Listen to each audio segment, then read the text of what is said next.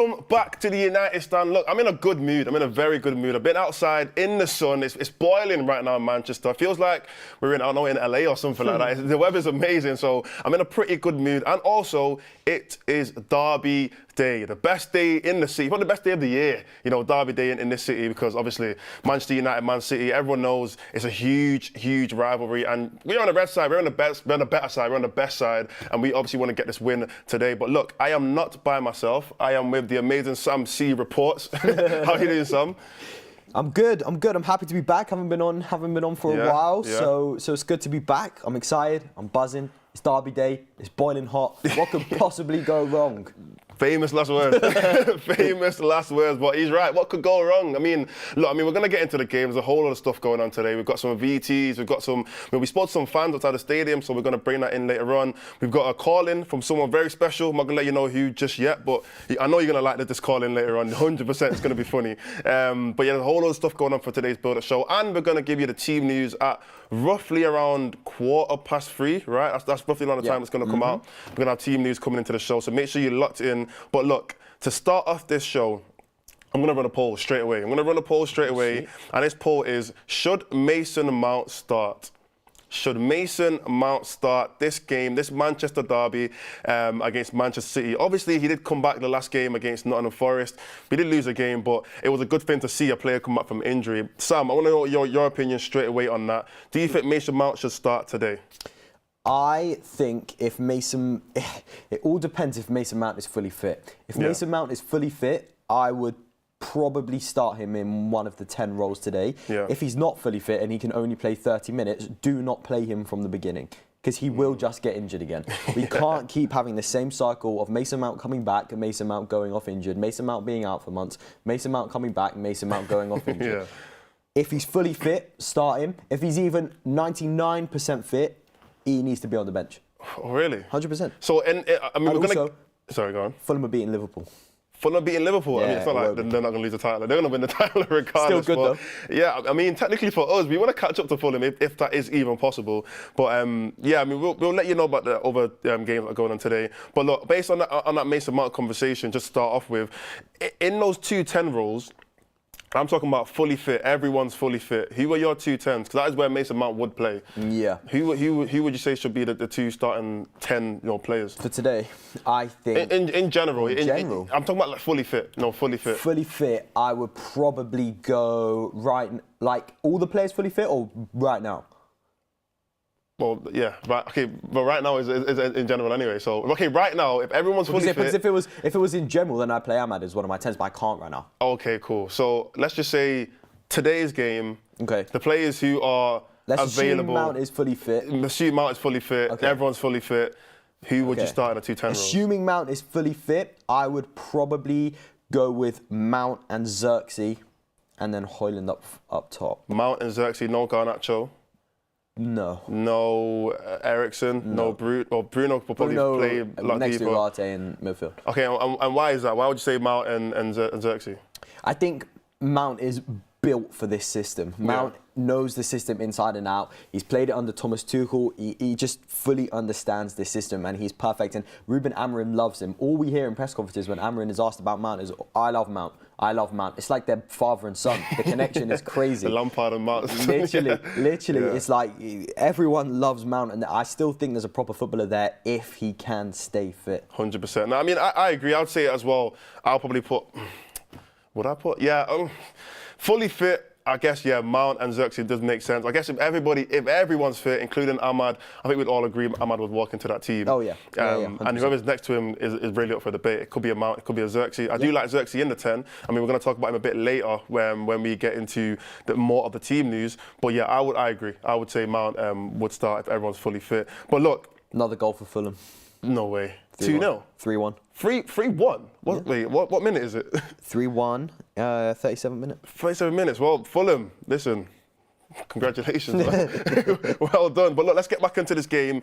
I want to bring a couple stats and interesting things that I saw to do with today's game. So, Man United could do the first double since 2019, 2020 under Ole Gunnar Solskjaer. In those two games, the first one, Marcus Rashford and Anthony Martial.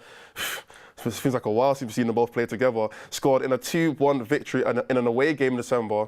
And in the second game, it was a 2-0 triumph at Old Trafford. Martial scored again, and Scott McTominay's 96th minute winner won the game. Do you remember that game? I remember. I think a lot of you remember that game. That was the last time we did the double. That McTominay goal was... It was crazy. That was a crazy goal. So that was the last time we actually beat Man City twice over the season. Do you think we can get that done today? I'm confident. I'm confident in Manchester United's ability to get the win today. Now, people say to me when I tell them, oh yeah, I think Man United are going to win, and they're going to say, yeah, but Man United are terrible. And yes, yes, they would be right to say Man United are terrible, but Man United tend to this season like to appear on big occasions. Arsenal away at the Emirates. Yeah. We couldn't beat Fulham at home in the Cup, but that was penalties. Yeah. Away at City. There are big moments where United, if they want to, can turn up and play. And City aren't great. Look, we're bad, and City are still better than us, but they're still not the Man City of last season. They're not the treble-winning Manchester City team. Yeah. So that's why I think if we can get the key things right today, we have a chance. Yeah, I mean, I think we always got a chance. But my only thing is, I feel like United, we have to be the ultimate underdog salute to win a game, one of those big games. Yeah. You know, the Liverpool game that we won, we were the ultimate underdogs. Arsenal game, everyone said we're going to get beat 7-0. You know, last season in the final against City, again, everyone thought we were going to lose. In the quarterfinal against Liverpool, everyone thought we were going to lose. I feel like today, the more people are a bit balanced with today's game. I feel like because City are not so great and haven't been that great this season, a lot of people probably would say, you know what, United could actually get a win today. United could get a win. I just hope the players don't see it like that, and I hope they kind of see it in the whole mentality of, no, we are the underdogs today. We need to go and get this win. We need to fight. To prove to the world that we're Manchester Manchester United. We need to prove ourselves again. I feel like that's when they always end up playing the best. So hopefully, yeah, you are right. Hopefully we do get the win today. Do I think we can do the double? Again, yes. I mean, well, we got the same score prediction because you copied me. Yeah. Yeah. Yeah. Technically. No, wait. Can I say this? If you go and if everyone watches this, yeah, go and look at the United preview when we had Luke Stanley. Oh yeah. I put in that video we're gonna win 3-2. So technically, I said it first. I did say it first. So I'm taking that. But look. I've got some more stats about the game. In fact, I've got some head-to-head stats here. So, Man City have won more Premier League away games against Man United than any other side. Crazy. And that's 9. They won 9 away games against Manchester United. 5 of their 9 wins have come under Pep, and that is the most out of any visiting manager in the competition. So, I mean, when you look at it in that sense, it is kind of a lot in favour for Man City. Also, Manchester United haven't lost any of their last 3 meetings with Man City in all competitions. We've won 2 and drawn 1. They're last having a longer run between January 2010 and February 2011. I mean, we spoke earlier before about Amorim. Technically, he's won every game against Pep. Forget undefeated, he's won every single game. He beat them at Sporting, he's beat them obviously at United. He kind of just knows how to beat Pep, you know. So in terms of that, do you think that Amorim, he kind of, because of those wins, he understands playing against City a little bit more, and it is kind of in his favour to win this game? Yeah, for sure. And look, the media is not on Ruben Amorim's side. Never are. They're never going to be on Ruben Amorim's side. What a, what's the right word? A big day for Ruben Amorim if he can beat Manchester City at home again. Yeah. To do the double over them, Ruben Amorim, that would be huge for Ruben Amorim. Yeah. And he knows how to do it. The guy's a great manager, just not with the right squad. Yeah. So, fully backing him. 100%. Now, look, City haven't actually won 3 straight games since October. I mean, when the City team comes out, we'll talk a little bit more about their players and how their season's gone. But the reality is, they are not in, like you said, they're not in the best place to win. There's even some more stats here about Man City. Man City have lost 6 of their last 11 away Premier League matches, as many as they have in their previous 37 away games. So the form that they're on now is the worst, probably the worst form that Pep's ever been in his career. Like, across all clubs, it's probably the worst form that he's been in. Also, lastly, Man United have picked up just 2 points. This is not so great for United, but Man United have picked up just 2 points in 8 Premier League home games this season against sides starting the day in the top half. we are not a great team against top half teams. Yeah. I think, but we're not a great team against anyone. yeah. I mean, yeah, you can say that. We can't perform against the worst in the Premier League, so. Yeah, 100%. I mean, you are right. But look, moving on. Look, so me and Sam did go outside Old Trafford today, and we were speaking a little about the game. We spoke to some fans, but we're going to bring in that clip later on. But we did speak about certain players in today's matchup. So we're going to roll a VT outside the stadium. You're going to see a bit of the energy, a bit of the atmosphere outside Old Trafford right now. Really good vibes outside Old Trafford. Great vibes. I have to say, if you, sorry, just quickly, when we were, because we're talking about being outside, if I think it's up on the United Stand Instagram, I was talking to a few fans, and then I turned around and they were like 400 people just randomly behind me singing. The fans are out, they're drinking, they're having fun. It's Derby Day, the vibes are good, so. Yeah, I mean, let's bring in the VT and you'll be able to see exactly what we spoke about and the energy outside Old Trafford right now. Okay, me and Mordzs outside Old Trafford. Countdown to kickoff is live. Team news is coming soon. Mordzs, I'm sure we've already touched on it during the show, but who would you start up front today? Would it be Rasmus Højlund or Joshua Zirkzee? Or would you do Joshua Zirkzee in 10, which means that Rasmus Højlund does play? I would put Højlund back in the 9. I think he did miss the last game, which I thought, you know what, I do like seeing Zirkzee in the 10 more often than in the 9, so I want to see him back in that position. I think he can do a job for us, and especially considering, look, City, they're not terrible, but their defence this season has been a bit all over the place. They've had a bunch of injuries. Ake's injured, Akanji's injured, John Stones is injured. I'm not sure they're going to be in the game today, so Højlund, it would be a better chance for him to get a goal. And look, on a derby day as well, Højlund a goal. There's nothing better. There's nothing better. That's all you want to do. So look, I'll put Højlund back in the team and Zirkzee in the 10. I want to touch quickly on a big loss for Manchester City today in Erling Haaland. Yeah. Remember when Højlund joined United, it was Højlund versus Haaland. That conversation dropped off pretty quickly, yeah. Just how big of a miss is Erling Haaland to Manchester City today? At a weakened Manchester United side that we assume is without Matthias de Ligt. Look, I think Haaland for any team is a big miss, regardless of who the team is or who they're playing against. I think Haaland is one of those players that is once in a generation. You know what I mean? There's not that many strikers at his age that have been able to do what he's done. And not to give too much credit, because you know it's a United channel, but I think he is one of their most impactful players. I think he scored 30 goals this season in 40 games, and he scored a hat-trick against us. Yeah, it is a big miss for them, so I am very happy that he's not playing. But again, I wanted to see that match-up between him and de Ligt. I thought that would have been an interesting battle between the two, and I wanted to see really how de Ligt would have done. De Ligt's obviously not playing today as well, so that's probably two of both teams' best players that are out, so it'll be interesting to see what the other players can do. Manchester United, Man City, we're live already, so we'll see you back in about 5 seconds. And we are back.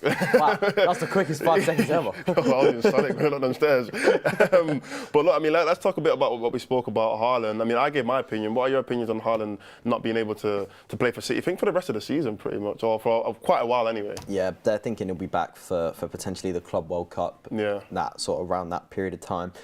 But what do I think that Haaland's out? I think, look, to not play against Erling Haaland for any team is good.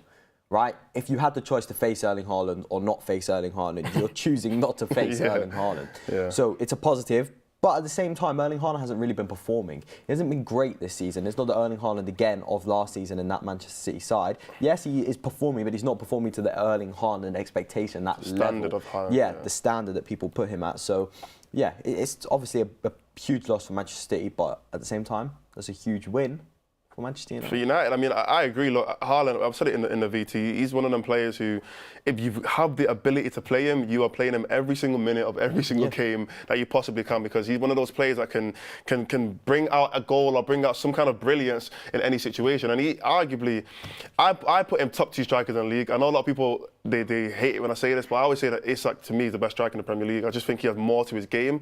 But he was talking about as a pure goal scorer, as in like, if Ronaldo was in his prime, yeah, you might not say technically he's not as good as some other players, but to get a goal, if you want someone to put that ball in the net, Haaland is your guy. Haaland is going to do it in any way possible. So I think it's a good thing that he's not in the team. However, there is another player that Man City did have introduced into their team since January, Omar Marmoush. Oh yeah, great. Omar Marmoush, a great player. In your opinion, what are your thoughts on Marmoush and his impact into the City team so far this season? Yeah, I mean, obviously, as you said, great player. We're all in agreement with that. Yeah. I don't like to say it because he's a City player, but he's a good player, right? And there's no beating around the bush. He's a good player. Yeah. Is he going to be able to pass the Manchester United test? It's not a very hard test, but is he going to be able to pass it, or is he going to crumble? I think that's the key question. I think it'll depend how we line up. I just don't know. Yeah. Is it going to be a Harry Maguire defence? Is it going to be a Luke Shaw in defence? Who's it going to be? Interesting couple of names there that you mentioned. I mean, we're going to get onto players returning from injury in a bit. But look, I think, Marmoush, he's kind of been a great replacement for Alvarez leaving, obviously, last season. I think that was a big hole. Alvarez doing big things, though, in La Liga. Obviously, for Atletico, he's doing great things. And he did miss that penalty, but he got them out of the Champions League. So that is a big loss for them. But anyway, I think Marmoush has done great for them. And I think he will actually be arguably their biggest threat going forward today, considering their attacking talents haven't really all fully stepped up to the plate. So I think Marmoush should be a great, will be a dangerous threat for Manchester City. Look, so I want to move on a little bit, and I want to talk about Manchester United's rest of the season. Now, Ruben Amorim spoke in his presser about, the future of United and the future for him, and he got asked about, do you think we're going to win a league in 2028, and do you think we're going to be able to follow Ineos's plan? And he was kind of beating around the bush a bit. He didn't really want to give an answer if it was yes or no. He kind of just said, we're just going to get better each year. We're just going to get better each year. He doesn't want to pile on any pressure on himself or pile any pressure onto the players or on the fan base.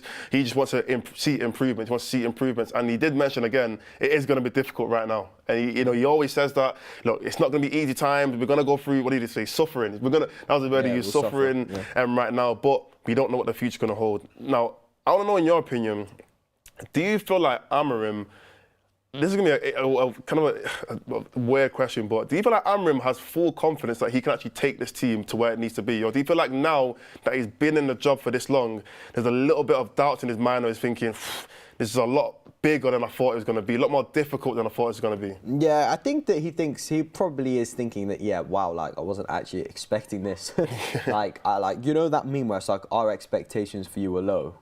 Not this low. Not this low, right? I think that's what Amorim is probably thinking at the moment. I think that, I think he, in his mind, in his I am going to win mentality, I think that he thinks he can turn it around. Right now, with this current set of players, I don't think that this is the right squad for Ruben Amorim to turn things around. Yeah, obviously, I think everyone agrees. So if Amorim had the transfer window where we backed him, even though we got no money, and gave him all the players he needs, why can't he win the league with us? Not anytime soon, but why can't he? How long? Give me a year. It's a rough guess, but let's just say he's had 2 transfer windows, 3 transfer windows. Being fully backed. As backed as he can, as much as he can. He's been given the players. He's got his team. He's been able to do what Ten Hag did and bring in a whole load of players. Oh. Let's put some dates. Let's put a year. Let's put some years. Rough. 3 or 4 years. 3 or 4 years. 3 or 4 years. I feel like Amorim, with how much he sticks to his principles and how much he has like a very clear identity as to how he wants to play and his system and his standards that he wants to set for this club. I feel like if he's able to bring in at least 6 or 7 of his players into and I'm talking about starting 11 players, if he can bring in 6 or 7 players, I think he's got a good chance to compete. Because I think we've already got at least 3 or 4 guys that are ready to start for an Amorim team. If he can bring in a good 6 or 7, however long that takes, that might take 1 year, 2 years, it shouldn't take 3 years, but if it takes 1 or 2 years, let me say 2 years to bring in that amount of players who are starting 11 players and are good players, I think he can compete in that amount of time. It's interesting. The common denominator here is that he has to be backed. Because if he 100%. isn't backed, he will be sacked. And that's not his fault. He can't play a Ruben Amorim system with the squad we have right now. So if you don't back him, you will end up sacking him, which is going to cost money. So you may as well just back him. Yeah, 100%. And I think one thing about Ineos as well that we've seen is their focus is all over the place right now. They've got a whole stadium that they're trying to build. They've had players off-field drama that they have to deal with. They've obviously sacked a manager already. They've got Glazers to deal with. They've got the fan base to deal with. Jim's doing interviews with Gary Neville. They've got a whole lot of things on their plate right now. And I think the only reason why I say that is there's a lot that might drift their focus on outside of football. Because in reality, it should be just about how can we get the best team out on that pitch to play football. That should be the main focus. But because there's so many other problems with financial issues and, you know, you don't want to, you know, give people lunch and stuff like that. Like, there's so many other issues that are going on at the club. It feels like Ineos, they're like, their minds a bit all over the place. I just hope that they have that initial thought of, okay, the main thing is how can we get the best 11 players on that pitch with the best manager. And if they do that, it's like a, what's the term? Like it's a roll-on effect. Yeah, you get the best team, domino effect. You get the best team, they win games, we win trophies, we make money. Everything kind of just goes up together. You know what I mean? That's kind of how City have done it. They obviously spent a lot of money, but they got a good team. The team started winning. They made more money. Everything just kind of grew together. And I think that's how Ineos should be, or should try to kind of manage this club. But look, I also want to talk a bit about, by the end of the season, we have, how many games do we have left? 9 games left? Let me see the table, actually. I think we've got about 9 games left. Let me check, actually. I think it's about 9 games. Let me see. While you're checking that, something funny that's going on outside Old Trafford today is that a group who print the scarves have printed 115 scarves, and they're selling them and they're giving them to Manchester United fans. And Manchester United fans, I saw when we were out there walking around with scarves that say 115 charges on it, and then the word cheats. You know what? Love The City charges might come through literally next week. Yeah. They were supposed to come through last week, actually, and they're delayed. So next week, or at least this month of April, look, not to go too much into this because we do want to talk about United, but if they get a 40-point fine or 40-point deduction or 50-point deduction, I will see you in the Championship. Yeah, we will see you in the FA Cup games. That's it. We'll probably see them in the Championship. Yeah, we carry on playing the way we're playing. We will see you in the FA Cup games and the Carabao Cup games, because that's where they're going to be. Because there's no way if she get a 50-point or 40-point deduction that they're staying up. It's impossible. I refuse to believe that. But yeah, I think that's hilarious. 115 charges, yeah, that's good. But look, I did check the table. We have 8 games left. 8 games, so that's a possible 24 points. 8 Premier League games. 8 Premier League games. Obviously, we do have the Europa League games, but in the Premier League, we've got 8 games left. How do you think those 8 games are going to go? Do you feel like we've taken a bit of a turn in terms of like our performances and how well we've done? I mean, before the international break, we did have a couple wins. Yes, we lost to Nottingham Forest, but they are probably one of the better teams in the Premier League, one of the best teams in the Premier League so far this season. How well do you think those last 8 games are going to go? And out of 24 points, what do you think we're going to do?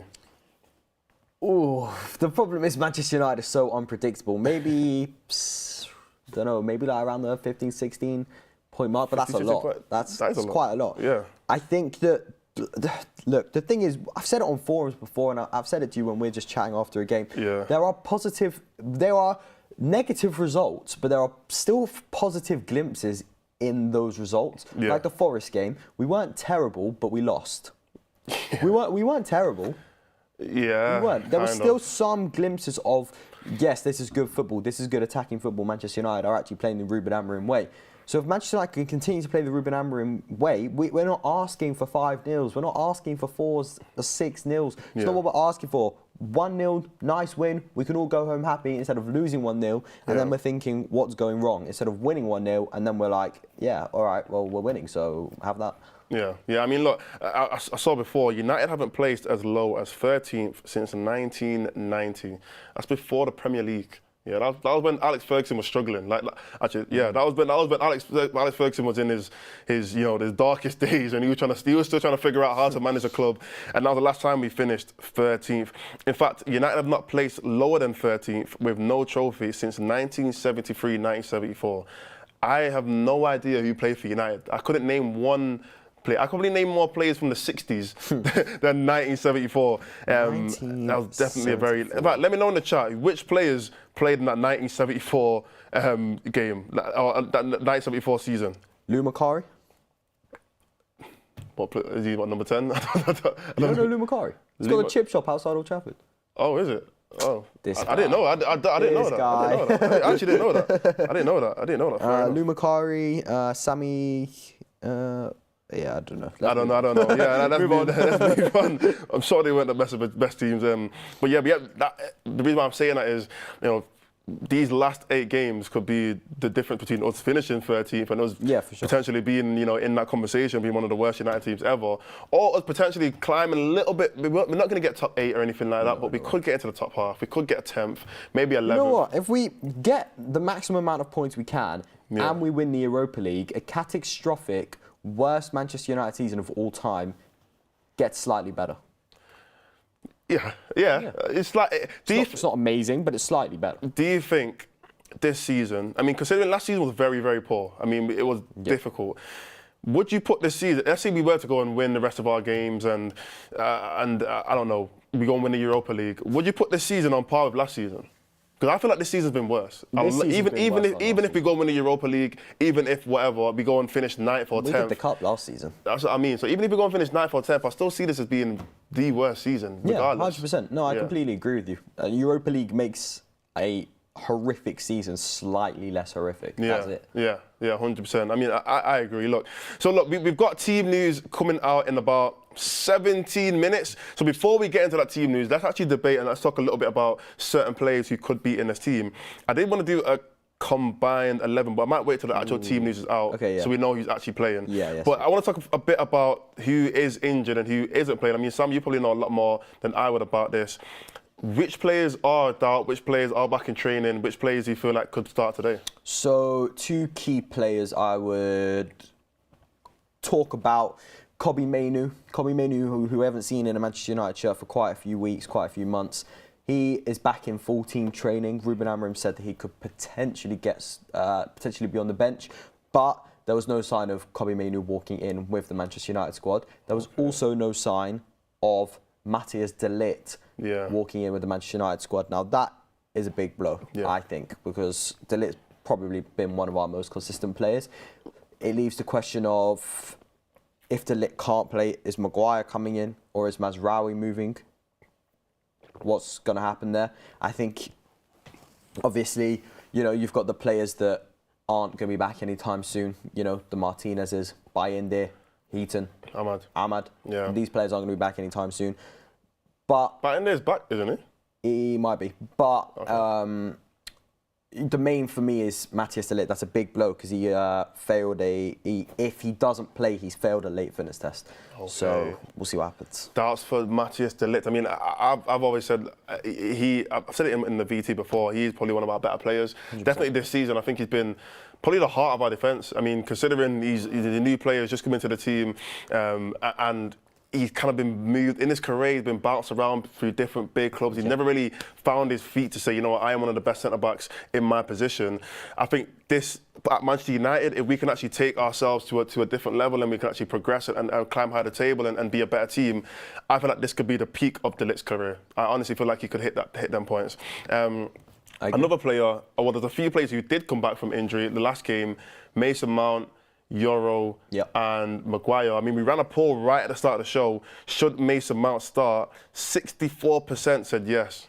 Yeah? 64% said yes, and 36% said no. But I wonder, in that 64%, how much of the 64% just don't want Garnacho to play? No, genuinely. No, he would take Garnacho's position. No, you are right. Yeah, fair enough. That is a good point. I feel like if we had another 10 in that position, I want to know. I think the real conversation to me is, if Ahmad was available, who would you start in the 10, Xerxes or Mount? Yeah. I think that's probably the best debate. In fact, let's run that poll actually. Yeah. If we don't have to put the whole if Ahmad bit, but let's just say if Ahmad was available and that 10 position was taken up, who would you start in the other 10 role? Mount, Xerxes. Let's just put Garnacho in there as well anyway. Mount, Xerxes or Garnacho. Those are the 3 real options that we have. Yes, Bruno can play there, but we obviously see him playing a lot deeper now in this team. But Mount, Xerxes and Garnacho, who out of those 3 players would you start in that 10 role? I would personally say... It's got to be Mount, easily. It's not easy though. I think Xerxes has been good there. I think Xerxes has been very good there as well, but he's not a natural number 10. I think he's more of a 10 than a 9. 10. No, I agree, but that says more about his striking ability than it does his ball playing ability. He's just not a striker. He is a striker. He is a not striker. Manchester United striker.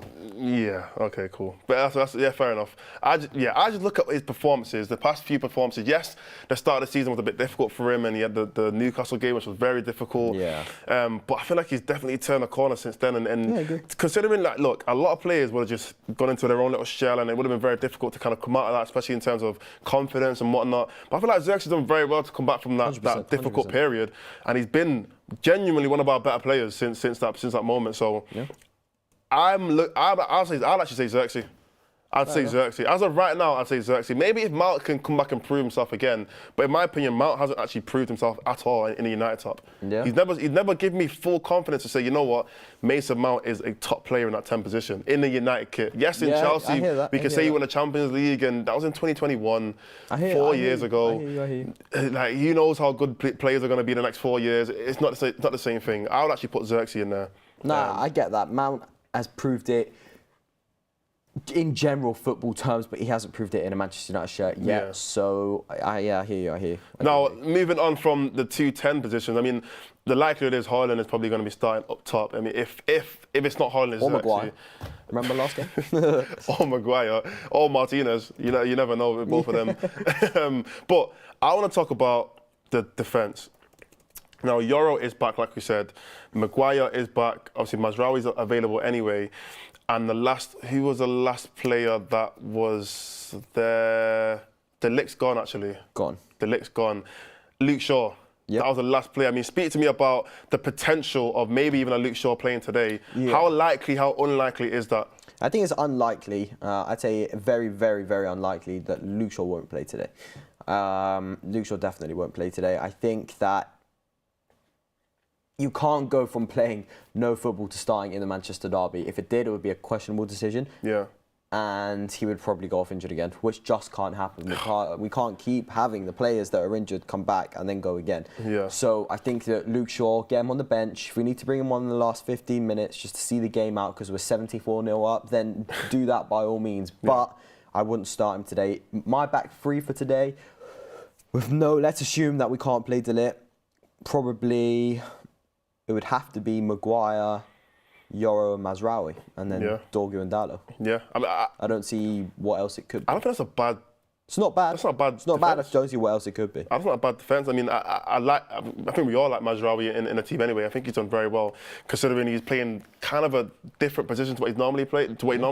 He's playing more of a centre back compared to obviously as a right back. So I think he's done pretty well. Yoro coming back from injury, it is going to be a bit slow for him because he doesn't want to get injured again. I mean, we know when players have multiple injuries in one season, they're kind of a bit hesitant in the way they play. They don't really want to force it too much because the last thing you want to get is a third injury. All of a sudden, it's like, okay, do we even want to keep this player because he's getting injured so much? Yeah. So naturally, Yoro is going to be a bit more hesitant, but I still feel like the qualities that he possesses, there was a tackle that he did in the last game against Elanga. And Elanga was, we know how quick Elanga is. People are comparing him to Usain Bolt, by the way. I think that's crazy. I saw those comparisons before. I thought that was insane. But what a player, Elanga, though. Great player. But Yoro made a great last-ditch tackle, and I thought, you know what, that is why we need him. That is his understanding of the game, the fact that his tackling ability, he's obviously he's a big lad, he's a tall lad, so he can make those last crunching tackles. He's done it before, in fact, for United. So I like Yoro there. And then lastly, Maguire, another player come back from injury. I think there was periods of this season where Maguire was actually our best defender. Genuinely, there was a period where there was a run of games where he was genuinely our best defender. He did kind of tail off a little bit, a couple of mistakes here and there.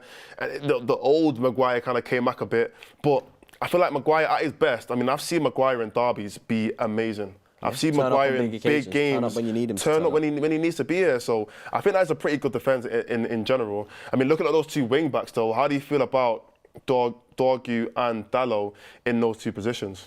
Yeah, I mean, we've got no choice. We've got no choice because you can't play Amad there because Amad's injured. I don't think Diogo Dalot's had the best season, but what you can't doubt is Diogo Dalot's love and passion for Manchester United.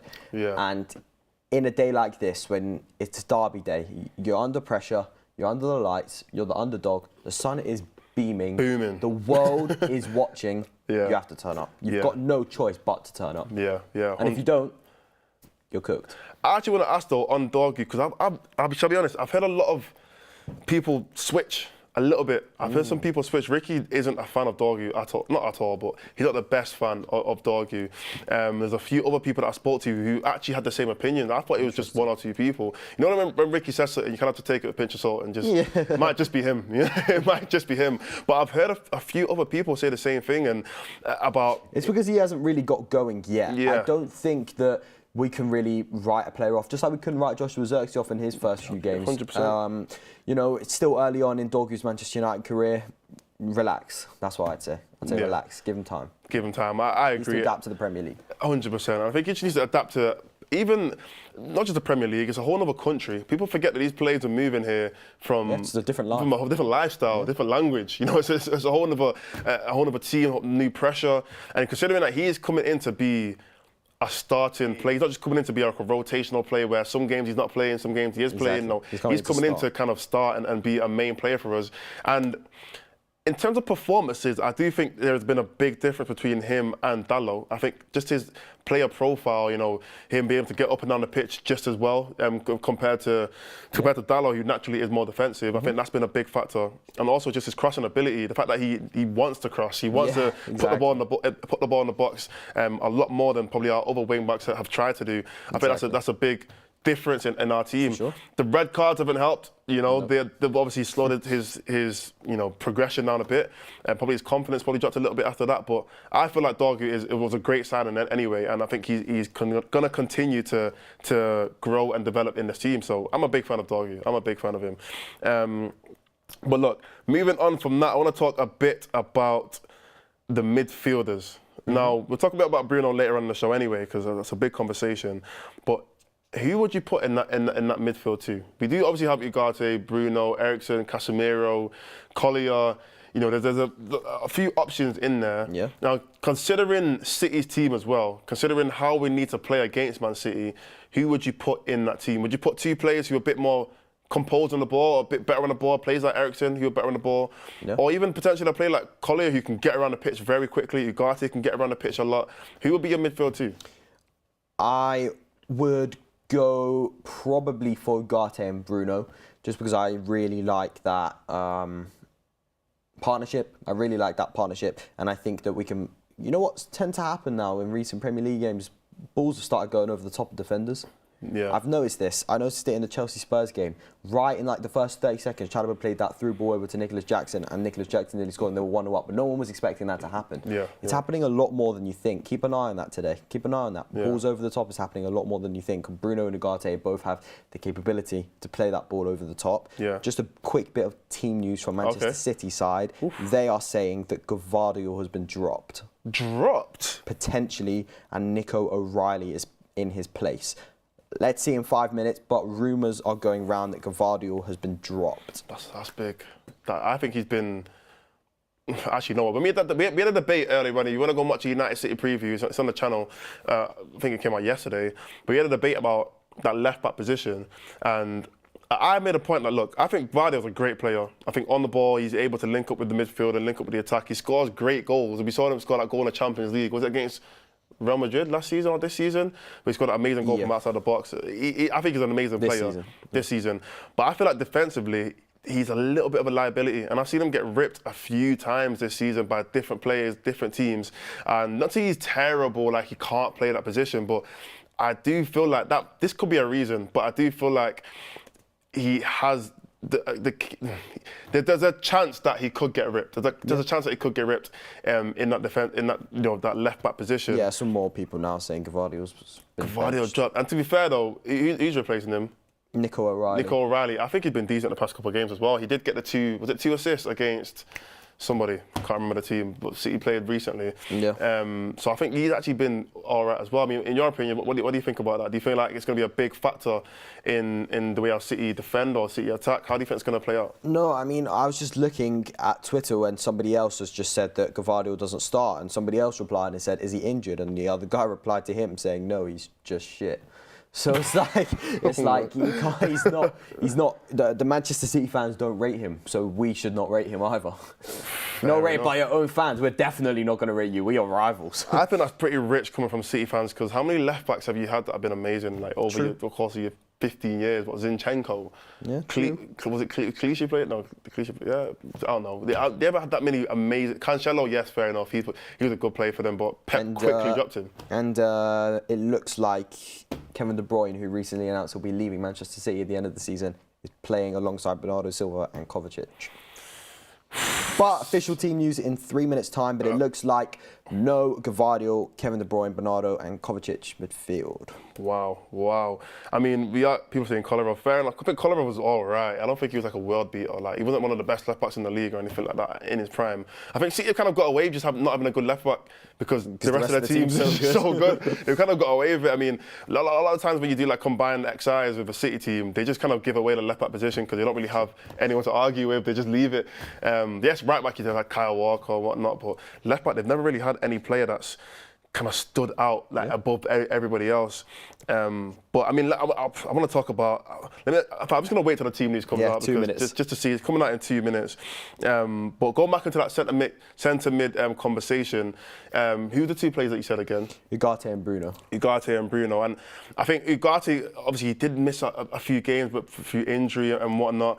How important do you feel like Ugarte has been coming back into this team? I mean, there has been a difference in my opinion, seeing him play and seeing him not play. Do you feel like he is one of the most impactful players in that midfield? Yeah, for sure. And again, it's one of those where everyone was on his back, the media was on his back, and then look what happened. He proved everyone right. He's one of the first names on the team sheet for me. And the question is always who's next to Ugarte, not is Ugarte next to. Yeah. Think about it. Think about it. No, you are right though. He is probably the start. But it's hard to say Bruno's not the start. I'll be honest. It is hard to say Bruno isn't the starting midfielder. But you are right. I feel like the reason why Bruno's had to play there is just because there hasn't been another player better in that position. I mean, Bruno plays regardless. Wherever he wants to play in that midfield, whether it's a 10 or a 6, Bruno's going to play. But because there hasn't been another player in that 6 where it's like, you know what, he has confirmed his place, whether it's Casemiro or Mainu or Eriksen or whoever else, Bruno has kind of just said, you know what, I'll do it. If no one else is going to do it properly, I'll do it. You know what, it's fine, I'll do it. You guys are taking too long, I'll do it. So yeah, I mean, I agree. Look, team news coming out in about, now. Any second now. Everyone's saying Gvardiol. I can give you the City one. I've just had it sent through. Kevin De Bruyne captains Manchester City in his last Manchester derby. Gvardiol's playing. So he is playing. The guy that leaked it on Twitter is wrong. It's not my information. That's why I didn't tweet it myself. Stop listening to Twitter. That's why I didn't tweet it myself. Let me just confirm these starting 11s. 2 seconds. Okay, Onana, Mazraoui, Maguire, Yoro, Dalot, Dorgu, yeah. Ugarte and Casemiro. Okay. Garnacho, Fernandes, Højlund. So, Xerxes on the bench. Okay. Xerxes on the bench. What's your thoughts? Xerxes on the bench, Mount's on the bench. Wow. So interesting. I mean, we literally just spoke about that midfield too. It ended up being Ugarte and say Casemiro, right? I said I wanted it to be Ugarte and Mainu, but it was not Mainu, Ugarte and Bruno, but it's Ugarte and Casemiro. So just to run through that Manchester United team again: Onana, Dalot, Mazraoui, Maguire, Yoro, Dorgu, Ugarte, Fernandes, Casemiro, Garnacho and Højlund are all playing. The Manchester United bench. Yeah, I was going to say the bench. The Manchester United bench is Bayinde, Amas, Nkunku, Lindelof, Shaw, back, Eriksen, Mount, Chido Obi and Xerxes. Wow. He's made 2 changes to the team that lost to Forest on Tuesday. Maguire and Højlund in for De Ligt and Xerxes. De Ligt is not at all in the squad. Luke Shaw's there, Amas is on the bench, Chido-Obi's on the bench, Mount's on the bench. Wow. Let's see what happens. The Manchester City starting 11. Okay, yeah. Edison, Nunez, Diaz, Gvardiol, O'Reilly. So both of them are playing. Gvardiol and O'Reilly are playing. So that Hugh guy from Manchester City that tweeted the team was wrong. Gundogan, Kovacic, De Bruyne, Bernardo, Foden, Marmoush. The City bench, Ortega, Moreno, Grealish, Doku, Nico, Reis, Savinho, Kusanov, Lewis and McAtee. It's a good bench. So that's a good bench. I mean, look, let's go back to the United team. I want to talk about Luke Shaw. because that is obviously, in my opinion, that's probably the biggest return that's kind of come back into this team. Now, look, in my opinion, I've the past season pretty much said, look, I've given up on Luke Shaw. I'll be honest, because it's just too many injuries. Apparently, Bruno's played more games than Luke Shaw, even though Luke Shaw's been there for 6 more years. Yeah, that's mad. That's insane. That kind of goes to give credit a bit to Bruno because he's been able to play so many games, but also to Luke Shaw, availability is not his best ability at all. For sure. You know, he's not been able to play for so long, and it always seems like he comes back like just as we need him. Like it feels like, you know, he came up for the Euros. He comes back at the end of the season when we're about to play a couple big games, and like, he comes back at like that specific times and he'll go away again. Like, I can see Luke Shaw, you know, slowly come back into the team, and then eventually he starts in the final. I can see that happening. I can very well see that happening with Luke Shaw. Would you not start fully fit Luke Shaw in the final though? No. No. Look, I think our defence has been good this season. I know we've not been the greatest team. When I say good, I mean relatively good. But the way I would look at De Ligt in this team, the way I would look at Euro in this team, the way I look at Mazraoui in this team, even Maguire for parts of this season, Aiden Heaven, if he wants to come back or when he comes back, I feel like all of those players are putting good enough performances to say, you know what, if we do get to a final, I deserve to play over you. And I think that's only fair. It's only fair to say that because Luke Shaw, yes, we've seen Luke Shaw in the past be Shawberto Carlos. You know, we've seen him be a top left back, not just in the league but in the world. But you can't just hold on to that forever. You know, certain players, when they come back from injuries, are never as good. I mean, yes, Luke Shaw, he might come back and be the best player that we've seen in the world, but the reality is he's probably not, and he's probably not even going to have enough time to do that. He's probably not going to walk back into the team either, because we have got players who can play there. Even Martinez, you know, he's been all right for us this season. He has been a bit poor sometimes, but later on, before he got injured, I thought he's been all right. So, in my opinion, look, I wouldn't force Luke Shaw back into the starting 11. I think it's good to have rotation because we are still playing in 2 competitions, but I wouldn't force him back into that starting 11 role. What I can say is that when Manchester United did train this week, Luke Shaw was ready and covering the position of left centre-back. So there's a chance that later on in the game, Shaw could come on in left centre-back position, because that is the position where he was covering in training this week. Yeah, no, I wouldn't even think he would go into the left wing-back position. I don't think that's a role for him. I don't think he can do that. Yeah, he's a centre-back. He's like a Mazraoui, like, as in the sense of, yes, they were both full-backs, but in this system, they play as right and left centre-backs. And I feel like Dalot is more a player who can play as a right wing-back or left wing-back. But I think that Luke Shaw can't do what Dorgu does.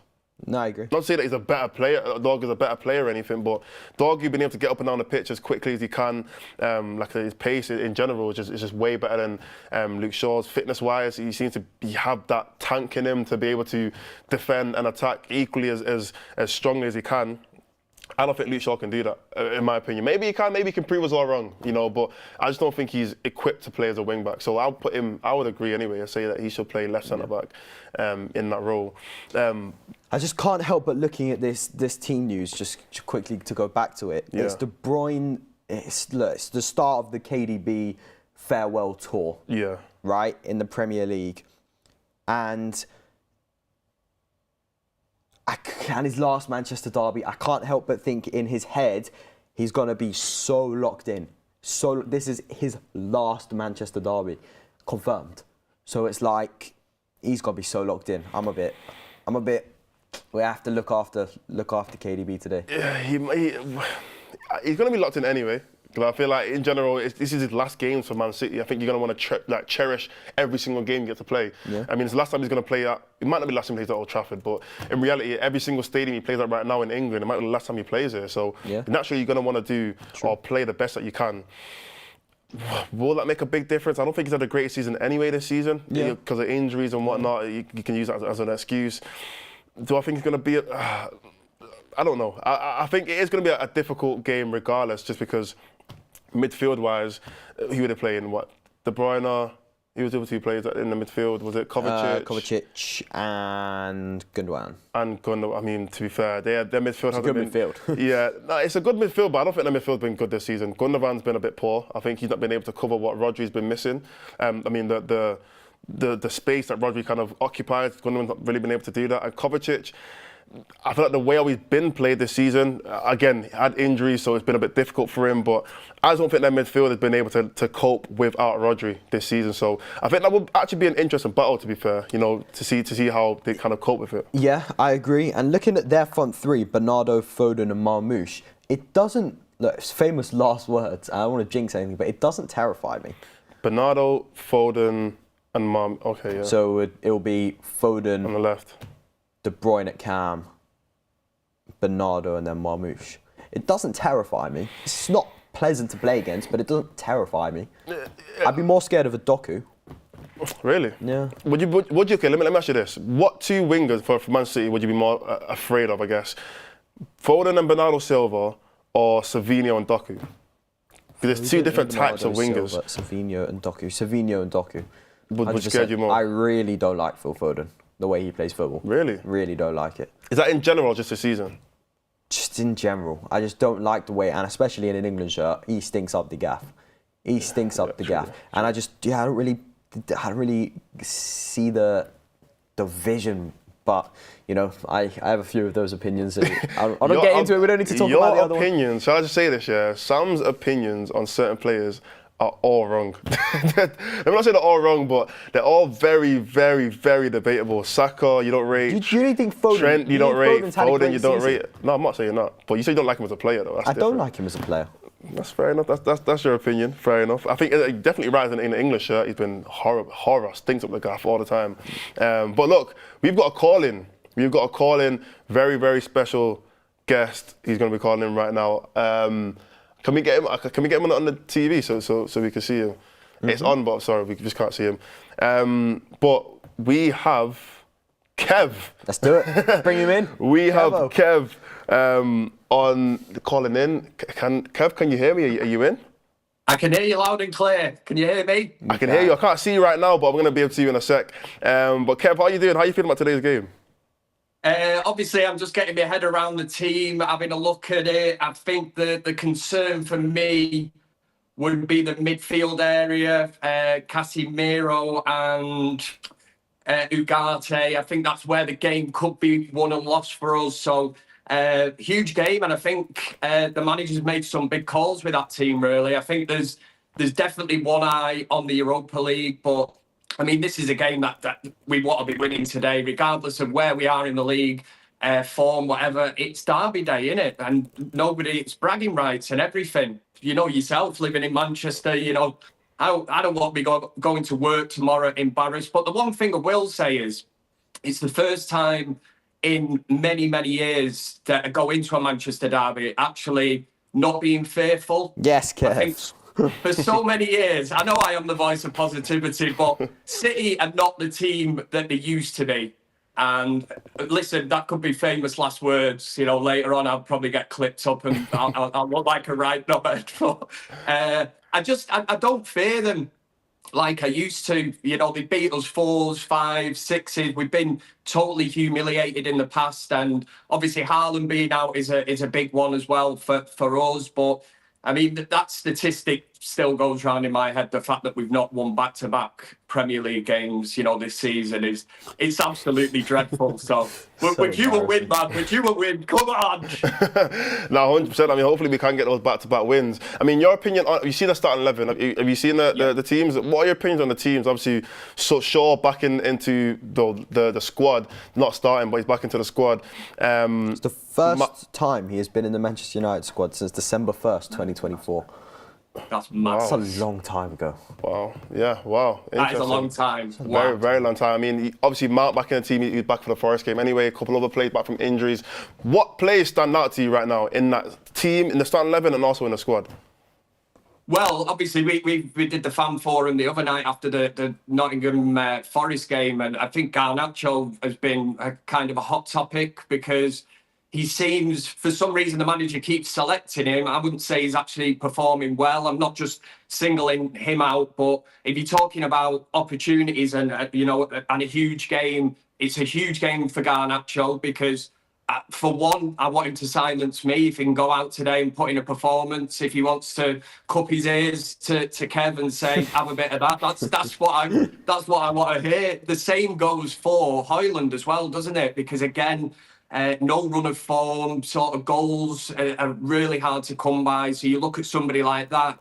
But I definitely think that the team that he selected, he's got to put all his eggs in this Europa League basket, hasn't he? You know, like Mourinho did that year. Our whole season hangs really on this Europa League campaign. It's going to be pivotal to if we're going to be in the Champions League next season. And I said it before, it'd be absolutely, I sound like Kevin Keegan here, but it'd be absolutely brilliant. You know, if we beat City today, they're out the top 4 now anyway. And if we win the Europa League, which is it's a big if, we could be playing Champions League, you know, football next season, and City could be in the Europa League. Have a bit of that, right? That'd be amazing. Imagine that. Imagine that. Does anyone know the last time that happened? Is that ever happened actually? It might not. Has the City ever been in the Europa League? United Not in in the my Champions lifetime. League? I don't think that's ever happened. Yeah. That would be interesting. Now, based on certain players, I mean, Casemiro and Ugarte are both starting in that 2 midfield role. What are your opinions on that partnership? Do you like it? I mean, in my opinion, I think Casemiro hasn't actually been too bad, you know, of late anyway. But in your opinion, what do you think about Casemiro and Ugarte both playing that midfield pivot? Do you know what? I know I've said it earlier that's my concern, but it's only what they're going to be up against in that midfield. But Casemiro, I think he's just labelled as, I think it's quite easy just to always say, he always gets labelled with that tag, doesn't he, that his legs have gone. Yeah. You know, he's done, he's finished, there's no legs in that midfield. But I think they complement each other quite well. I know maybe a City fan might look at it and think that's the weakness in our team, and that's the point that they would try to exploit. But look, Casemiro, he's a big game player, isn't he? And I know he's not as quick as he used to be, but I think when you've got him next to Ugarte, for me, I've said it before, Ugarte is going to be absolutely pivotal to the way that the manager wants this team to set up. He is that sort of blanket in front of the back three. And the work that he gets through, you know, it's hard to find them kind of players. And I think Ugarte's been brilliant. I know he was injured for a while, but no, I would say they complement each other quite well. I know somebody else might be looking for a bit more creativity in there, but you've got that with the 2 number 10s. And obviously Bruno Fernandes is a bit like Marmite, isn't he? You know, with fans, you know, you'd have people like Ricky would tell you that he's rubbish, and you know, other people say he's world class. But for me, you know, no Bruno, no Party. He is the ticking sort of thing in that final third. We seen it midweek, didn't we? You know, when he's sort of marked out the game or he's not involved, we create very, very little. So again, Bruno would be a key player today, and he's usually up for these games, and so he should be. He's the captain of the team. 100%. I mean, Sam, do you have any questions for Kev? Yeah, I just wanted to touch on the United striker situation, and then I want to ask you about De Bruyne's last Manchester derby and what you made of that news. Gary Neville has been speaking to Sky Sports just now in pre-game. He said the Manchester United players that are up front are just not the quality required at the club. That sounds really harsh, but it's the truth. Do you agree with Neville? What did he say? Sorry, Sam, you cut out then. The players up front are just not the quality required at the club. That sounds really harsh, but it is the truth. Well, I would say 100%. Yeah, I mean, we're subjected to watching this every week. We're struggling to create goals. Yes, let's say with Højlund, the argument's always been that he doesn't get any kind of service. But if you're going to look at the number 10s, are going to be just as vital in this team. If you get no creativity from them. But again, yeah, the argument then would be, well, look at that front three in general. You know, yeah. How many of them would walk into another top 5, top 6 team, you know, in the world, in the Premier League? There's a lot of players in our squad that, you know, other team, and we used to pride ourselves on that. You know, we literally every single player at Manchester United would walk into any other club.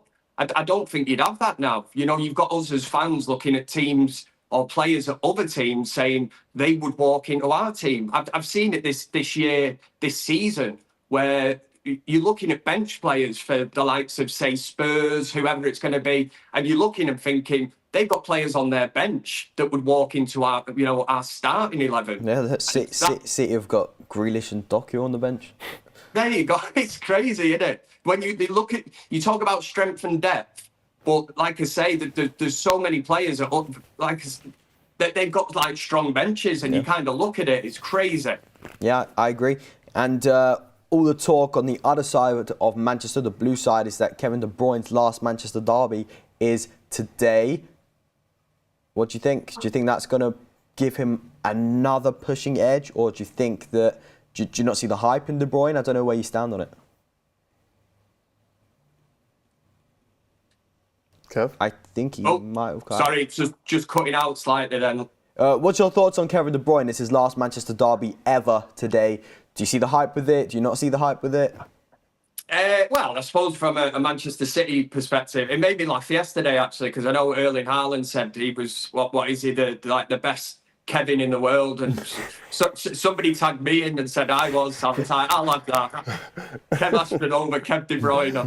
I thought. From a City perspective, I mean, he's been a fantastic player. I mean, I remember when he first signed for them, and I thought they'd outlaid a hell of a lot of money. But when you look at the service that they got back, and all these games where we've took savage beatings at the Etihad, at Old Trafford, he's been at the forefront of that. I mean, fresh in the memory, I think it was the one where they put 6 past us. You look at the assists, the balls that he put in for Haaland. He was always, again, he's another player. If you talk to City fans, they could see it was coming to an end. Another one where this kind of snobbery around players, and they will probably tell you the same. You'll hear it in the media that De Bruyne's legs have gone. You know, he's not the player that he was. I tell you something, I'd bloody take him at Old Trafford right now. He'd walk into our starting 11 anyway. But no, he's been a brilliant player, a joy to watch.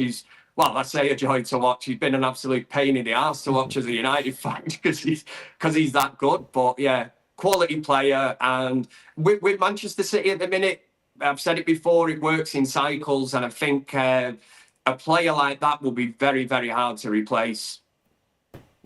100%. I mean, I agree. I think Kevin De Bruyne is one of those players that, even as a rival fan, you kind of just have to accept that, yeah, he's the best.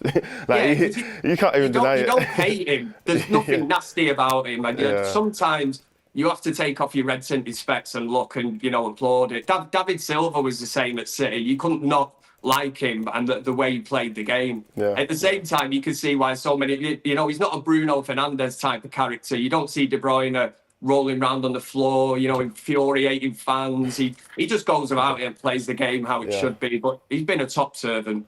Yeah, 100%. I mean, I'm happy he's leaving.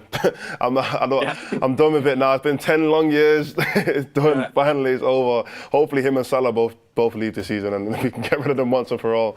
But Kev, player to watch. Oh, good shout. I'm just looking at the team here. Not Harry Maguire. Do you know what? I'm gonna say Højlund. I've said it a good few times, and I need to see more from him. I really do. Some people say I'm harsh on him. I don't think I'm the only fan out there. I watch him every single week. Again, you can say, oh, he doesn't get the service, this, that. But sometimes as a striker, you need to make your own service. And we keep hearing this stat, that he can, he's rapid, isn't it? But when's the last time you actually seen him in a foot race? Use that to your, that his ability. He should be able to really. You very rarely see him making them runs, and I want to see that. I say it every single week, but you need to see more from him. His hold-up play, everything. He's been at United now a couple of years. It really is time to start kicking on, because there's nobody there to kind of threaten his place. So he's almost just kind of walking into this team every single week. Yes, I mean, so Højlund being your player to watch and score predictions. Did you put it in the chat? I can't remember. I did. I actually went.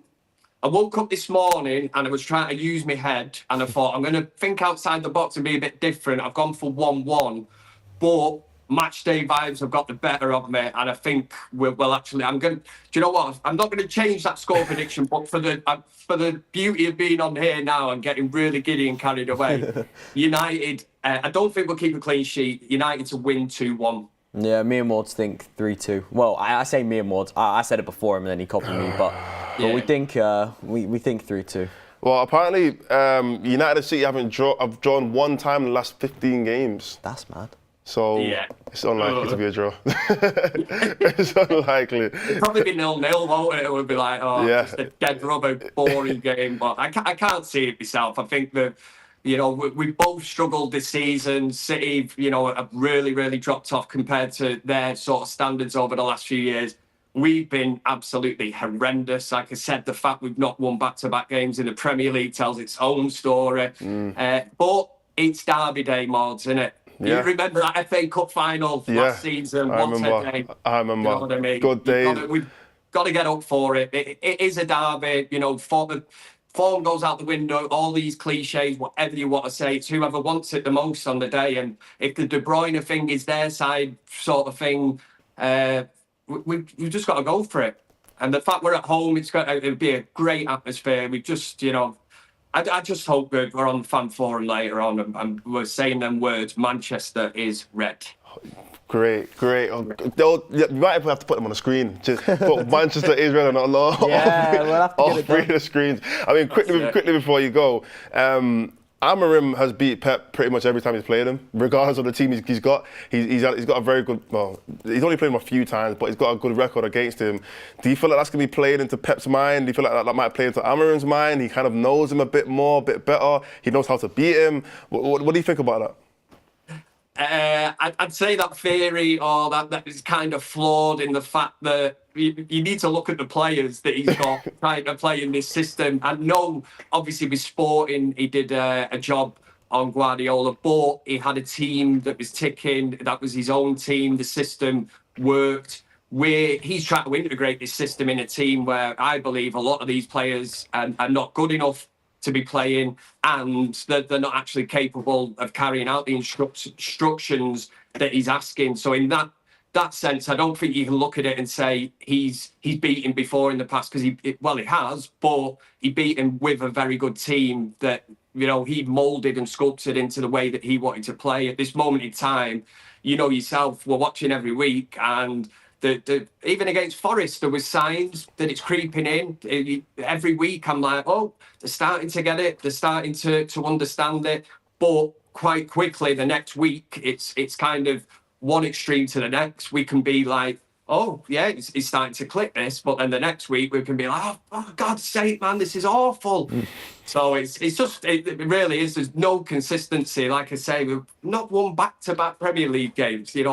I can't get that out of my head. It is unheard of in the Premier League era, when you think how successful United have been in the past. But I mean, this is not really a tag that we want to go all season without winning back-to-back games. So we need to sort of stop that stat from being etched into United's history. That's not one that I want anyway. I'm sure the manager doesn't either. Yeah, you don't want to be part of that side of history. You don't want your name attached to that kind of record. Awful stat, man. You don't want your name attached to that. But anyway, Kev, thank you for calling in. We're going to see you later on anyway on the forum. And yes. Like you said, hopefully it is a Manchester is red forum, and we can, not be a therapy forum. Hopefully. Anyway, Kev, thank you so much for jumping on. Enjoy, and we'll see you later on, yeah? See you later. All right, everyone. You want to hear something interesting? Just very quickly before whatever you were going to say. This is the first Manchester derby. Where was it? Sorry, 2 seconds. 2 seconds, go on. Say what you were going to say, and then I just lost it. Yeah, no worries. I'm going to say, everyone, make sure you're sending in your super chats. There's been a couple of super chats come in. Make sure you're sending them in, and then we can debate the last few topics over the last 20 minutes. But make sure you're sending them in so we can get your super chats and read them out, and we can talk about them. Yeah, for sure. There is no Mancunian in the Manchester United squad today, in the Manchester derby. There's no Mancunian. Wow, there isn't. City's team. This is what the Manchester Evening News have just said. City's team is littered with players who have done a number on United in the past, but most of them are now on borrowed time. City also have Mancunians in their team, whereas United don't even have one in their squad. That is a rarity. I'm thinking about it. That's true, because really, Manu would be one of the main ones. Rashford, obviously, he's not here. Yeah. He did have Tomley's Scottish. I even forgot about that. He came from the academy, but he's Scottish. Who else is there? Yeah, there isn't any other Mancunian. Wow, that's interesting. I know City obviously have Foden. Yeah, City have Foden. Is O'Reilly from there? Where's he from? Probably. I'm not sure. Where's Rico Lewis from? Yeah, I don't know if he's from Manchester, but he's English. He plays for England. He's English. But that's an interesting stat. I did not know that. That's crazy. But yeah, super chat from Klaus Sorensen. People who have United to win after lineups, my God. Look, let's be a bit positive. You know, you never know. You know, United, we've never always had the best lineup, but we still somehow get the job done. So we could definitely still win. Another super chat from, let me try and find it. From Stephen Willocks. We're not a top 5 side, which is why we have them.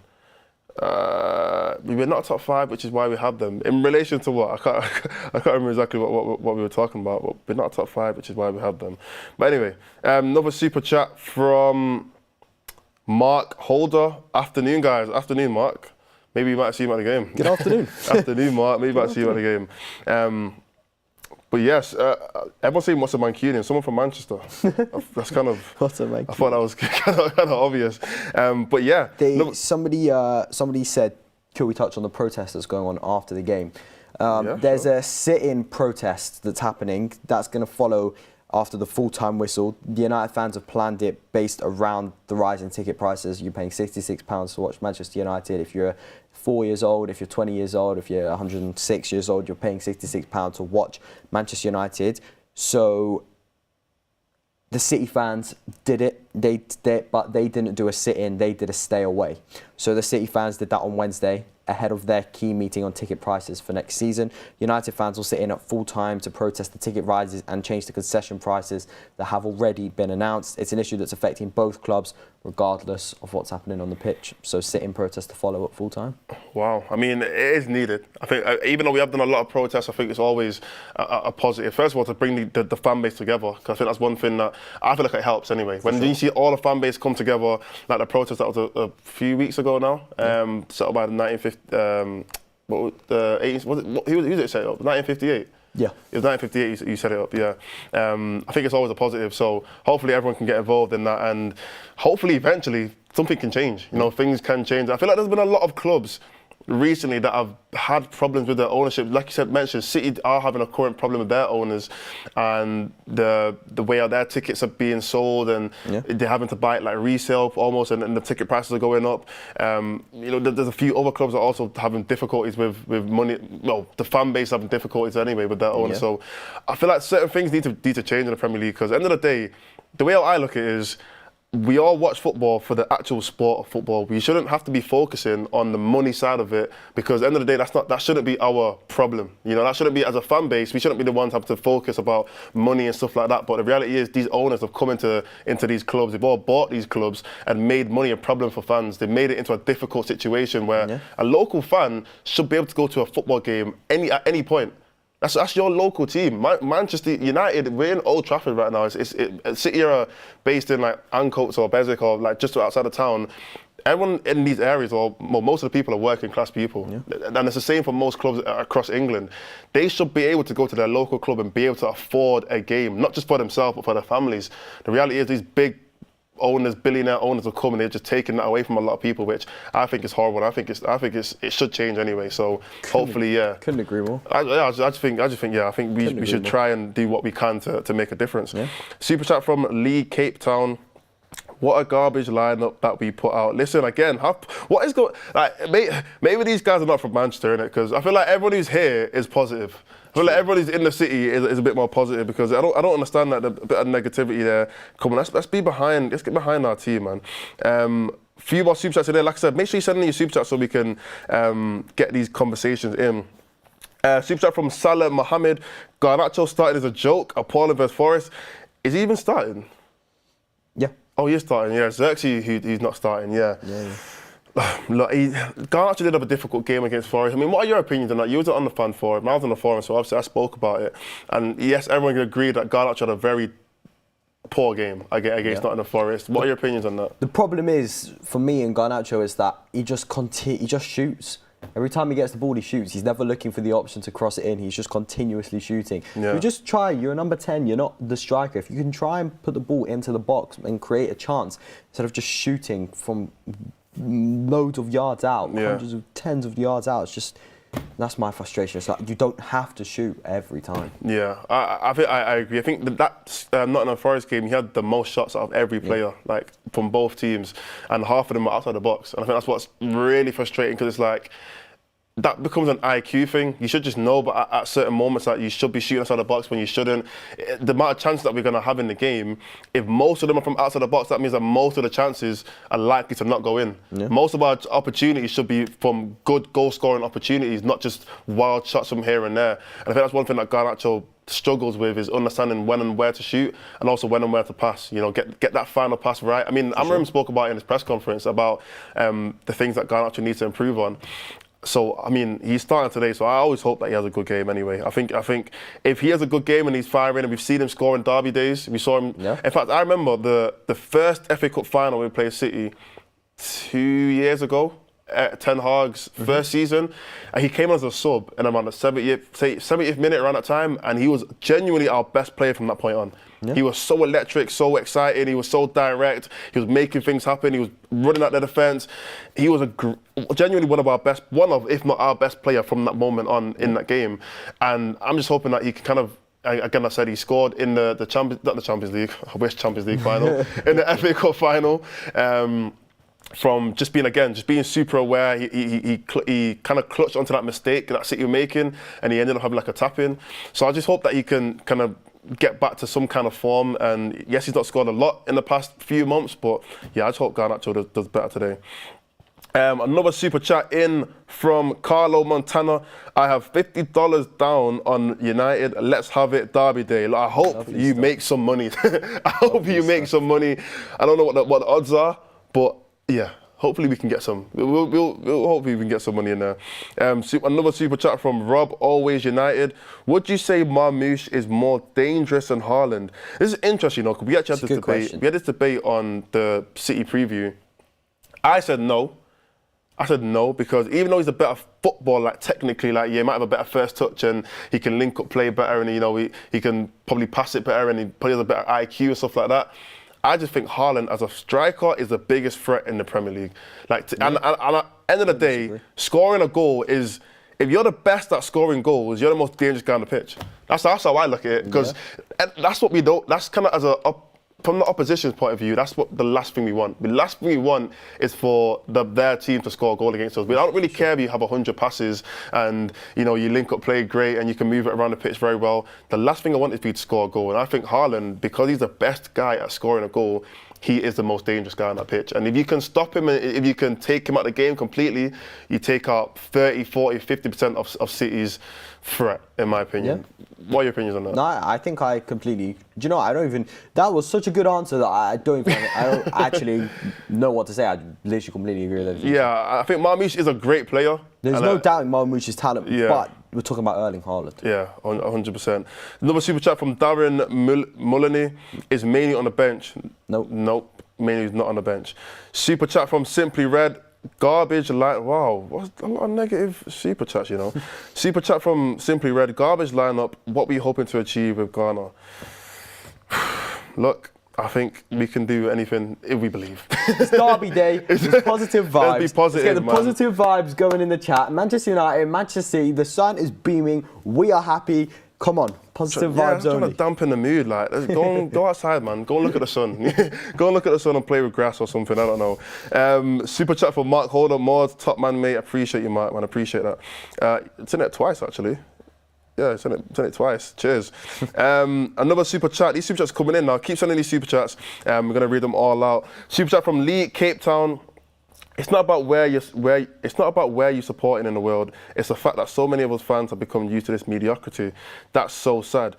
I agree. Maybe, obviously, being here outside the stadium does raise your level of excitement, the optimism, because you're here, you're seeing the fan base, you're hearing the chants, and I mean, we're going to put in. We've only got 9 minutes left. We're going to put in this video in a sec of the fans. Oh yeah, let's run it. We're going to run this video in a sec, but you're going to see the energy outside the stadium, and you probably understand then why we're a bit more excited. In fact, is the video ready? Is the VT ready? Yeah, let's run that VT of us speaking to fans outside the stadium. I'm here with Andre. I'm going to ask you a few questions about the game today. First and foremost, score predictions. To be honest, man, I just want that big win. I came all the way from Vegas. Yeah, last month was my birthday, and I'm sorry to all my, to my friends that, ditching now. I don't want to do nothing for them. This is my birthday present. This is the most important day. This is the one right here. 100%. So honestly, man, 1-0, I'm okay with it. 1-0? 1-0. 1-0. 3 points. Get 3 points. I don't care. 3 points. And we're happy. Now, in terms of that 1-0, who's scoring? Who do you think is going to be the main man today? Okay, you know what? I think, as every United fan, we all been giving them crap. I think it's going to be Højlund.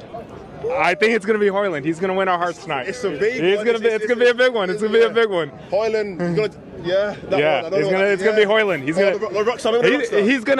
He's gonna shut the whole world up. He's gonna like, what did I tell you guys? Now you guys want me gone? No, I'm already here now. 100%. Yeah. Other than Højlund, which player? They don't have to score or assist, but which player do you think will make the biggest impact in the team? To be honest with you, man, the player that really kind of opened my eyes is Xerxes.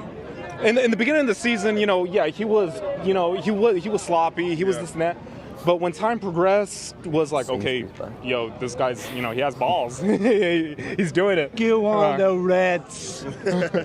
So Xerxes really, I think he earned a spot in the club. He's improved. Yeah, he's improved. He's improved. I feel like he's found his place in the 11. I think he did. Yeah, I think he did. Yeah, absolutely. Considering the amount of injuries that we've had with, Ahmad, Mainu, all these other players, I think he's actually. And that's what put Ruben on the spot. He had no choice. He had I'm gonna have to put him in. Yeah. I'm gonna have to, and he really proved us wrong. Now, last question, Amorim. What are your thoughts on Amorim? Amorim, man, look, it's not his fault that he got here in the beginning of the season. I know everyone wants him out, but I think he's doing a tremendous job. I love his quotes. I love his interviews. He's being fully direct with us. Yeah. I say give him another season. Yeah. Give him another season. He's going to give us the results, but it's not his fault. He just came right in the middle of it. Yeah. So it's and he's doing his best to clean up the mess, and I think that summer transfer is going to be a big shock. I think it's going to be a big list that a lot of players are going to leave. A lot of players leaving, a lot of players coming in. So I agree. I'm in 100% support of Amorim. But anyway, look, Andre. Yeah. Thank you. He's got the He's got the keeper gloves on as well. The Andre and I, the keeper gloves on. Okay, who would you play in midfield for Manchester United versus Manchester City? Is it an Ugarte Bruno pivot? Is it an Ugarte Casemiro? Is it Eriksen Casemiro? What are you thinking? Definitely Bruno starters. Casemiro. Yeah. Casemiro? Yeah. How come? Casemiro. He's got a brain. he hasn't got the legs, but he's got a brain. Do you think our squad lacks basic common sense? Yeah, in some parts, yeah. It's the decision of them all.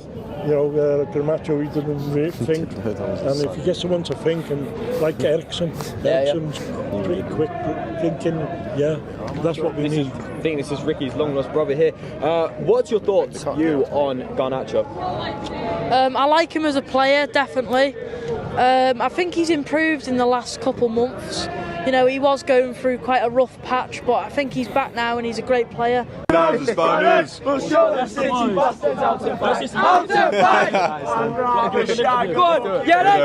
hole in it, then be your city fan. All together now, my old man. 3-1 United, Omar Mamouche scored in the first half, but we'll come back. Oh, he said 3-1. Marmouche is going the first. If that happens, we have to go and find him. He's got his bet on. We have to go and find him. But yeah, you can see the energy. There's a lot of I was so lost when all these fans just started behind me. I was like, oh, hello, let's get the vibes going. Let's get them going. Nah, honestly, it was super, super good vibes outside the stadium today. Couple more super chats in there. Make sure you keep sending them in so we can round up this last 5 minutes of the show. Great dynamic and energy from YouTube. You guys really made this hour fly by. Mushy, is that the nickname? Mushy? Mushy is scary, but let's go United. Love from New York. Keep killing it, yo. I appreciate that. Great super chat there. New super chat from Mark Holder. Delap would be a good signing. What's your thoughts on that? Yeah, I mean, there's no doubting Delap's talent, but is he the type of player we should be looking at? I'm not sure. Yeah, I mean, when you take it, I think as a player, great player, especially considering his age. He's 22 years old, same age as Højlund, actually. Yeah. So I think he's a good player. Like Sam said, are we going to be looking for a more older player, more experienced player? He's played 3-4 years at the highest level. We'll see what Amorim wants. Whatever Amorim wants, that's what I want, I'll be honest. Yeah, thanks. Whoever he says he wants, I'm happy with that. Another super chat from Andy. Great build-up show, guys. My frustration is with our own fans constantly moaning and not backing the team. The selection has Leon in mind. Relax. I agree. I feel like there's been a bit of negative fans in the chat today, but I think if we actually are positive, we actually just feel better at the game. Yeah. When you're just negative, do you want to enjoy life? Like, do you want to be happy? Like, Liverpool lost 3-2 full time. Liverpool lost 3-2. Wow. I mean, title race ain't back on, so any Arsenal fans watching this, don't get gassed because it's nothing's going to saw change. a tweet from an Arsenal fan saying, point gained on Liverpool, now bring on Madrid. Yeah, good luck, man, good luck. And there was another super chat. Oh, no, that was it. That was it. Yeah, I mean, moving on from there, I mean, there's only a few minutes left. Yeah. Who's your player to watch? And I'll give my player to watch as well. Yeah, I think looking at that starting 11, my player to watch is going to be Casemiro. Interesting. I think that's my player to watch because I wasn't expecting him to play today. Can he keep up with the pace of a Manchester derby? Can he secure the midfield? Can he play them nice long-range passes? Casemiro, for me, player to watch. I hope he has a good day today. Yeah, I think he does have a good game, especially with him and Ugarte. Sometimes it's worse, sometimes it's not worse, and I feel like recently Casemiro hasn't been too bad, so I'd hope he has a great game today. My player to watch is going to be the biggest game player that we have in this team, Bruno Fernandes. I think he always puts his name in these kind of games. He always writes his name in these kind of history. But I mean, we've not won a double against City since 2020, since 2020, 2019, 2020. I'm sure Bruno probably had None of us said Garnacho. Yeah, I mean, it doesn't have to be Garnacho. You know what I mean? I just think Bruno is realistically, he's going to be the main difference. He's going to be the difference maker in this team. And as well, the comparisons between Bruno and KDB, a lot of people are like, there shouldn't be comparisons. I think today, when we had those comparisons with Bruno and Odegaard, Bruno showed Odegaard who really was the guy. And I want Bruno to kind of step up today and say, look, you guys have been comparing me to this guy for the past 5 years. Let me show you why I deserve to be the main man and I deserve to be the focal guy in this team and prove all the haters wrong. So, yeah, I'm going to say Bruno Fernandes is my player to watch. Yeah, interesting stuff. I mean, we've already done our score prediction. Score prediction, yeah, I put 3-2. Put in the chat though. Let us know in the chat what are your score predictions for today, and who are your goal scorers? Who are your goal scorers? Who do you think is going to be, on the score sheet? Haaland potentially. You mentioned Garnacho, and who else was playing in the? I didn't say Garnacho on the score sheet. Not on the score sheet, but as in like people not mentioning in general. Yeah. Garnacho. Someone said 9-0 City. Yeah, that's just forget that. Super chat from Simply Red. Enjoying the sun, just not deluded. Evidence there. Definition of insanity. Doing the same thing. Then doing the same thing. Expecting different results. Look forward to fans forum. You are enjoying life, I guess. Really, really enjoying life. Also, breaking news from the Premier League: Southampton are relegated. Confirmed, official, Southampton are relegated after a 3-1 loss to Spurs. This is the earliest relegation in Premier League history. Worse than Derby. Wow. I remember Derby in like 2008 or 2009 or something like that. But they were like the worst team, but wow, Southampton relegated. And they gave us a good game. They gave us a pretty decent game, so that's big news. I mean, I wonder what. We've still got about 8 games after the season. They're probably just gonna throw anyone on the pitch because who cares right now? It doesn't really make a difference. Relegated. Wow, interesting. Well, I'm looking through some of these predictions. 9-1 Bruno penalty.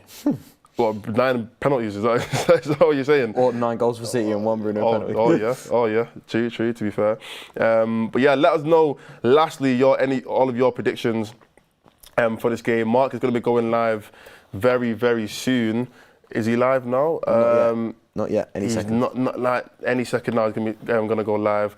But yeah, I think it's going to be a good game. Hopefully, like I said on the fans forum, we are going to have that Manchester is red kind of enjoy. It's going to be a celebration. It's going to be a celebration. So thank you guys for watching this video. I don't think 7 games to spare for Southampton. 7 games. 7 games. They've made an immediate return to the Championship with 7 games to spare after losing at the Tottenham Hotspur Stadium. That is crazy. And, yeah, the quickest in Premier League history to go down. 10 points in 31 games. Wow. 10 points in 31 games. Aaron Ramsdale, Arsenal goalkeeper, starting goalkeeper, starting the Euros, relegated with Southampton. Again. Relegated again. But anyway, enough about Southampton. I mean, good luck to them next season in the Championship. But look, Mark is live. Should we infiltrate the shot? Let's do it. What do you want to put? Positive vibes only. Positive vibes only. We'll do positive vibes only. Put that in Mark's chat. Positive vibes only. Hopefully you guys can send over your positivity to that chat and we can have a good derby day and win today. Thank you guys for watching and we'll see you on the Fans Forum.